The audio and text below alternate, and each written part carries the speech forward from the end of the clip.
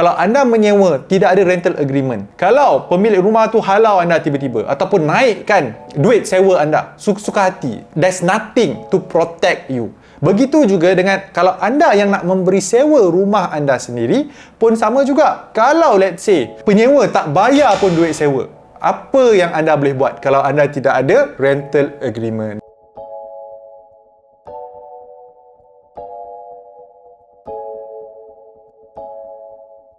Hai, selamat datang ke YouTube channel Dr. Adam Zubair, Doktor Kewangan Anda. Saya nak kongsikan kepada anda tips nak cari rumah sewa untuk anda duduki. Dan benda ni saya nak kongsikan based on my own experience, pengalaman saya sendiri. Dalam masa 4 tahun ini, saya dah pun menyewa 3 buah rumah yang berbeza. So daripada 3 buah rumah ini, saya nak kongsikan kepada anda 4 tips ataupun 4 kriteria untuk anda pilih rumah untuk anda sewa. Terutamanya bagi fresh graduate yang baru saja tamatkan pengajian anda dan baru saja nak memasuki alam pekerjaan. Video kali ini akan memberi manfaat kepada anda untuk mencari rumah sewa pertama anda. Tips yang pertama ni, anda kena tentukan dulu lokasi kat mana anda nak sewa. So for example, anda nak sewa kat mana? Nak sewa dekat dengan tempat kerja anda ke? Ataupun nak sewa dekat dengan rumah keluarga anda ke? Ataupun dekat dengan, mungkin anda dah berkahwin, dah ada anak, mungkin anda suka sekolah dekat sesuatu tempat tersebut, so anda nak cari rumah sewa yang dekat dengan sekolah anak anda. Terpulang pada kriteria anda masing-masing. Tapi tips yang pertama, tentukan dulu lokasi kat mana anda nak sewa. Contohnya, kalau macam saya nak cari rumah sewa dekat area Subang Jaya. So saya boleh zoom in dekat area Subang Jaya. Step yang kedua, cari beberapa hartanah ataupun beberapa property dekat area yang anda dah tentukan. So contohnya Subang Jaya tu, carilah beberapa property. Tak kisah anda lagi prefer nak duduk rumah apartment ke, rumah kondominium ke, ataupun rumah landed. So tentukan dulu rumah apa yang anda nak duduk dan anda cari. Okay, sama ada cari dekat Mudah, mana-mana website dekat internet yang mempromosikan rumah sewa ini, anda boleh mulakan di situ. Okay, tapi anda dah tahu dah lokasi mana yang anda nak duduk. So contohnya Subang Jaya, anda list down maybe 10. 10 banyak sangat lah. Mungkin 5 lah. 5 dulu. 5 property yang anda rasa okey dan sewanya reasonable. Okay, ikut pada kemampuan anda. So anda tengok dan anda pergi. Bila anda pergi itu, saya nak anda betul-betul periksa kawasan persekitaran anda. Dari segi apa? Yang pertama, dari segi keselamatan. Ada tak security? Terutamanya zaman sekarang ini, sangat-sangat bahaya. Kita kena pastikan yang rumah tersebut ada security yang mantap. Itu yang pertama.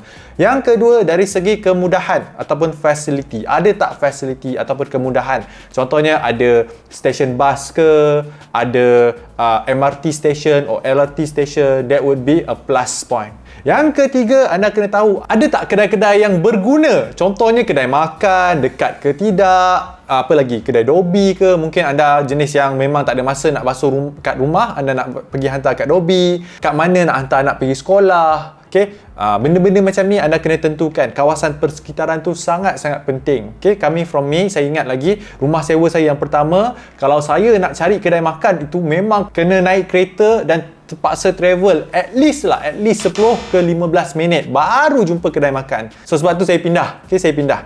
Tapi benda tu sangat-sangat penting. Itu yang kedua. Yang ketiga, ini yang paling penting. Kena tahu apakah kos yang terlibat. Okay, kos yang terlibat untuk anda sewa rumah ini. So, beberapa kos yang biasa kita dengar apabila kita nak menyewa rumah ni, kita pernah dengar security deposit. Okay, security deposit atau nama lainnya deposit jaminan. Okay, di mana anda kena bayar security deposit ini kepada pemilik rumah tersebut.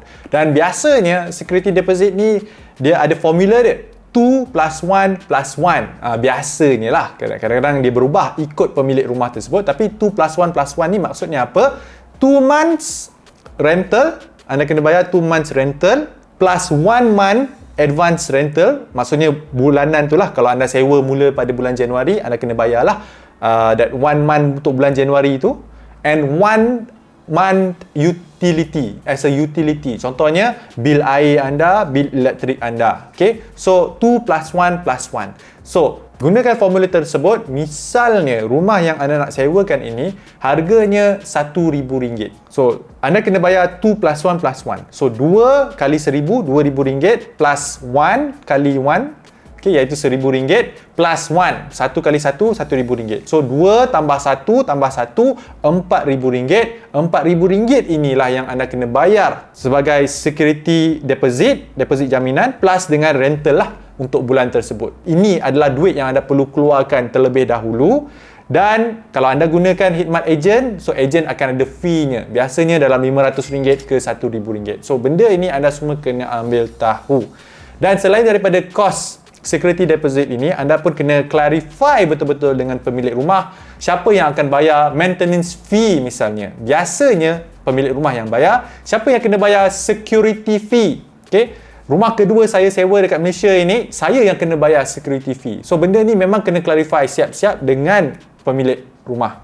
Dan selain daripada itu, utility fee, siapa yang bayar bil air, bil elektrik, okay, ada tak internet dan sebagainya. And last but not least, benda yang paling penting iaitu repair fee. Kalau let's say tiba-tiba rumah tersebut bocor, siapa yang akan bayar repair bocor ini? Ataupun tiba-tiba rumah tersebut elektriknya rosak, okay, siapa yang akan bayar? Siapa yang akan ganti? So benda-benda ni anda kena clarify betul-betul dengan pemilik rumah supaya anda tak tercedok di kemudian hari. Alright, so itu tips yang ketiga, kos yang terlibat. Tips yang keempat, pastikan anda ada rental agreement. Benda ni sangat-sangat penting.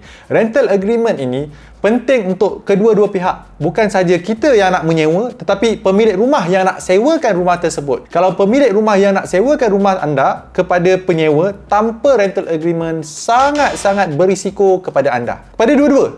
Okay? Contohnya, saya bagi senario. Kalau anda menyewa, tidak ada rental agreement. Kalau pemilik rumah tu halau anda tiba-tiba ataupun naikkan duit sewa anda suka hati, there's nothing to protect you. Begitu juga dengan kalau anda yang nak memberi sewa rumah anda sendiri pun sama juga. Kalau let's say penyewa tak bayar pun duit sewa, apa yang anda boleh buat kalau anda tidak ada rental agreement? Dan sebaik-baiknya rental agreement, yang pertama, pastikan anda dapatkan stamp duty. Okay? Dapatkan COP yang sah. Sebab kalau anda tak COP yang sah, bila apa-apa berlaku, anda nak bawa kes anda ke mahkamah, kalau tak ada COP, then it's not official. Right? So, bayarlah berapalah sangat. Okay? Mungkin kena bayar extra RM100 atau RM200 dan most likely duit kos itu ditanggung oleh penyewa dan tujuannya adalah untuk melindungi kedua-dua pihak, iaitu pemberi sewa dan juga penyewa. So saya harap video kali ini dapat membantu terutamanya bagi mereka yang mungkin baru saja memulakan alam pekerjaan dan nak mencari rumah sewa yang sesuai untuk diri anda. Dan jika anda nak tahu lagi tips-tips kewangan yang lain, jangan lupa untuk lawati YouTube channel saya Dr. Adam Zubir. Klik pada butang playlist, dekat situ ada macam-macam video, macam-macam topik kewangan yang saya dah kongsikan sebelum ini. Dan jangan lupa untuk subscribe supaya setiap kali saya release video baru, anda akan dapat notifikasi. Itu saja daripada saya. Kalau anda ada sebarang komen ataupun sebarang pertanyaan, komen di bawah. Saya akan jumpa anda nanti.